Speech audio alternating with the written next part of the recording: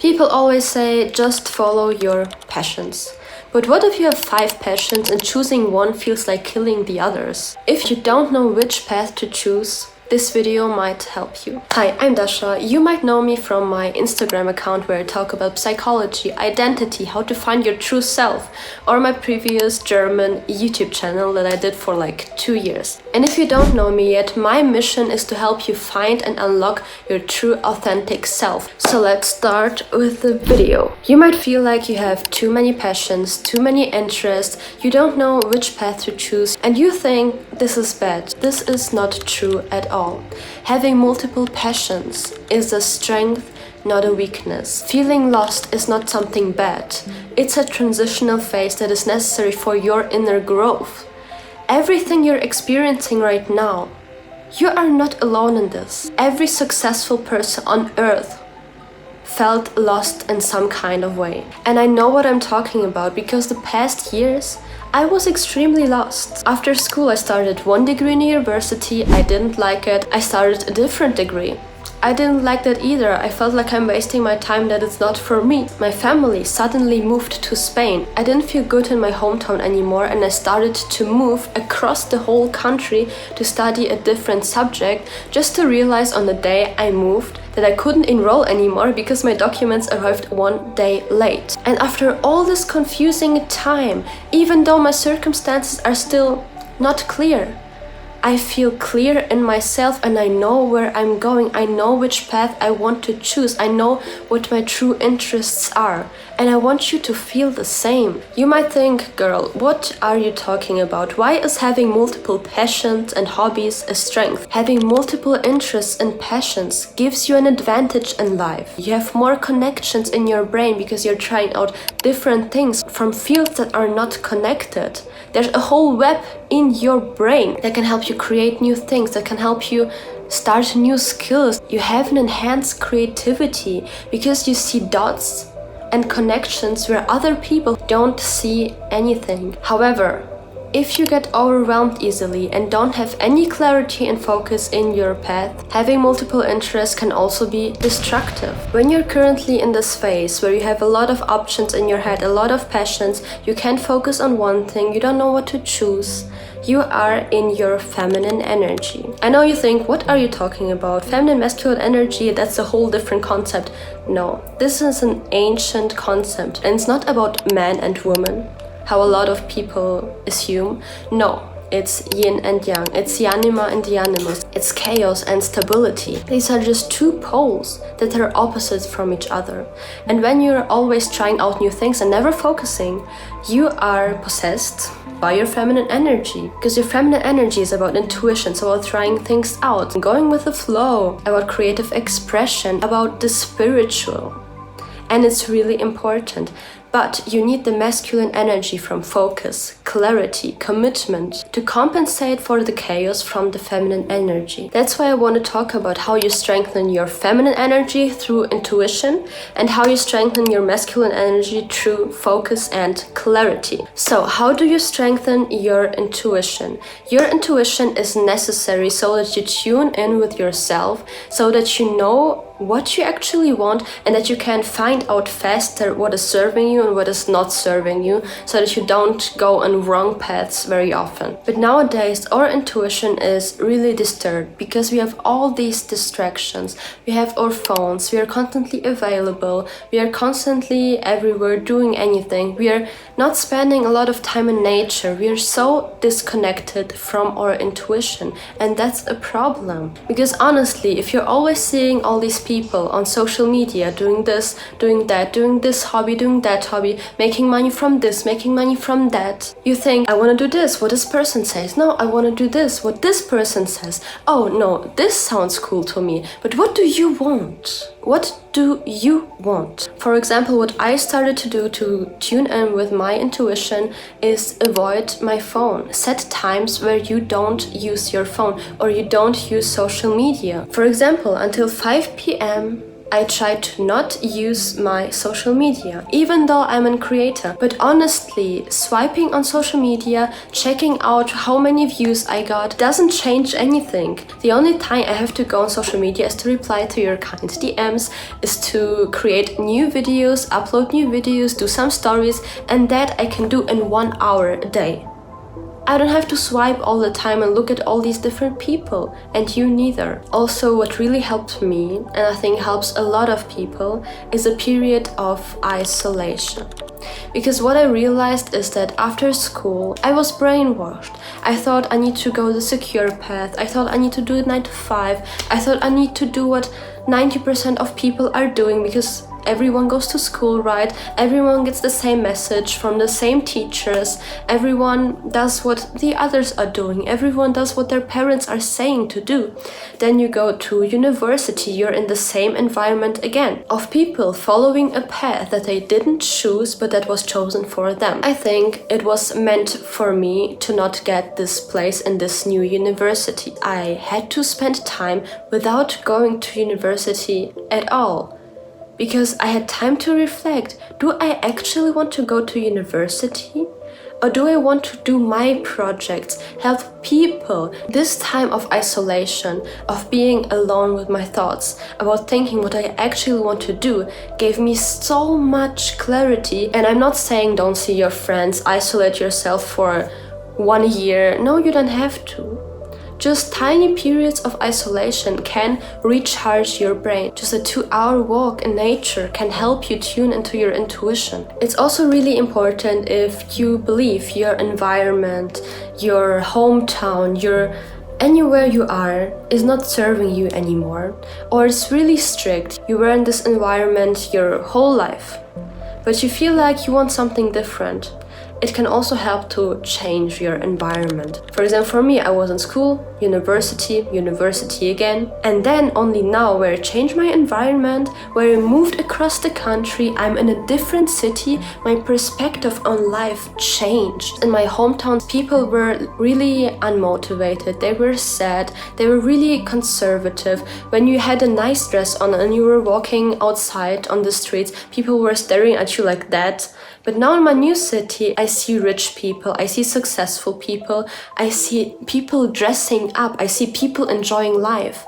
And that changes my whole perspective on life. So choose an environment that is more open-minded maybe, that is open for new ideas, for new personalities, and not for all these conservative box-thinking people. What I started doing to strengthen my intuition as well is meditating regularly, journaling every day, and dream interpretation.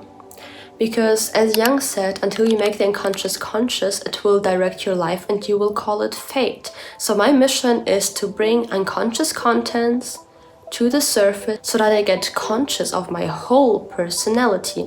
But that's a different topic, it's really complex, so I will save this for the next video. If you want to see it, please comment. And now you want to unlock your masculine energy and find focus and clarity. I'm a multi-passionate individual as well. Like, I love drawing, I love painting, I love playing the piano, I love reading, I love learning about psychology, I love learning about the esoteric, I love learning about spiritual, I love manifesting, meditation. I love a lot of things, but it gets overwhelming. So what helped me is to set time frames for different hobbies. So I'm not playing the piano like every day just to play the piano. No, I have phases. I have a phase where I paint a lot. For example, a month I paint a lot. I have a different phase where I'm really focusing on content, but this phase is long, honestly. I have a phase where I learn about psychology. I have a phase where I learn about the spiritual. Set time frames. Don't do everything like how you feel to do, because that's feminine energy. If you're doing what you like, but you set time frames. For example, you like painting as well. Set a time frame from like 2 weeks, 1 week, where you focus on painting. where everything in your room is full with paint, full with pencils, so that it's easier to start and to focus on this thing. And the best part is you're not limited. After 2 weeks, you can pursue a different passion you like. And that's how you don't lose your flow. You can focus, but you're also not losing your multi-passionate nature. But still, if you have too many passions, the day is only 24 hours. So it's also important to set priorities. What is important to you right now in this phase of your life? It can change sometime, but what is the priority for you now? Ask yourself this, because yeah, everything is important, but go into your self-journal about it. What is actually your priority right now?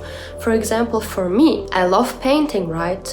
But I don't paint a lot because my priority is content, and it's also something I love. It's something that's fun for me, so I'm not missing out. You're not missing out if you're setting priorities. It doesn't mean that you will do this thing for the rest of your life and never change your mind. You can set a priority and realize, okay, this is my priority, and in a few years, in a few months, something different will be your priority. That's the natural course of life. I mean, when we're young, our priority is to try things out, travel, do this, do that. When we're in our 30s, we want to start a family, we want to settle down. And it's so normal. Last year my priority was to move. This year my priority is to make money. And I know what you think. You want to follow through with one thing. You have this project in mind, but you can't follow through. You think, oh, this is exciting, I'm doing this, and then after like 2 weeks you get bored and think, oh, it's not that interesting anymore, I do something different.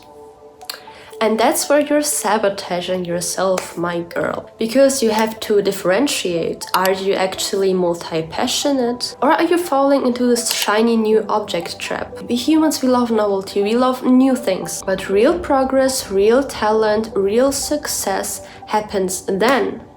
When you follow through. When you follow through the boring phases of a project. When you're sitting down and doing this anyway, even if it isn't interesting for a while, because no matter which passion you have, you will get bored eventually. This is human nature, but exceptional people understand that this is just a feeling, and someday they will get excited again. I'm doing content for 3 years now.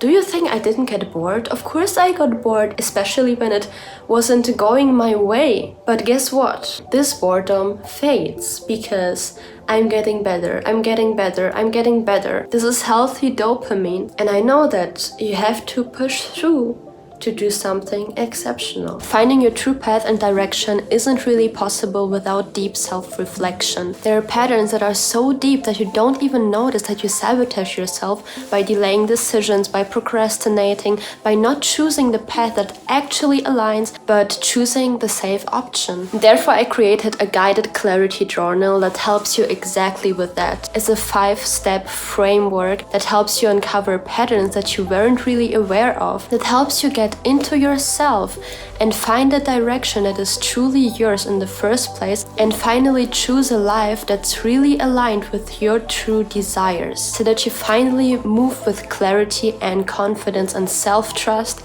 to a path that is actually meant for you and become successful that way. When you want more information or access to the Clarity Journal, click the link below and you'll get everything. But now let's continue with the video. But to calm yourself a little bit down, you don't have to ditch a lot of passions, because you can combine them. You might think, oh, my passions are really different. I love psychology, but I also like painting. What am I supposed to do with these two passions? They're so different. Multiple passions or completely different fields have some similarities. They have connections. Everything in this world is connected. And I noticed that there are connections in physics. I hate physics, by the way, but there are connections in physics, spirituality, psychology, and creativity. I always thought I had to choose. Either I talk about psychology and self-improvement, or I talk about creativity. But these fields have similarity because psychologists say that painting, that doing creative things actually heal you. People in the spiritual realm say that creation is God moving through you. It's all connected. And this is actually creativity, connecting different things from different fields to create something new. So you can think about it. What fields of your interest can you connect to create something entirely new and from yourself? And this will be your next big project. There's something really important to add to this. Most people think they're searching for a path to follow, but actually what they're searching for is themselves. Because if you know who you are, if you know what you like, if you know what your heart wants, you know which path to follow. If you don't know who you are, your path gets decided for you. And then when they are 40, 50, they get a midlife crisis and think, oh, I always lived for societal expectations. I always followed a path that wasn't mine in the first place, and now I don't know what to do. I don't know who I am anymore. That's your identity crisis. You realize that the path you followed wasn't your path in the first place. It wasn't made for you. And that's why an identity crisis, not knowing which path to take, takes you closer to yourself. Because you actually question, what did you do all this time? What does 90% of society do? Whose path do all people follow? Is it your path or is it society's path? And that's why it's so important to question your beliefs, to question your belief system, to question who you actually are. Because most of the times you don't know who you are. We don't know who we are because our identity got decided by society. I mean, we grew up.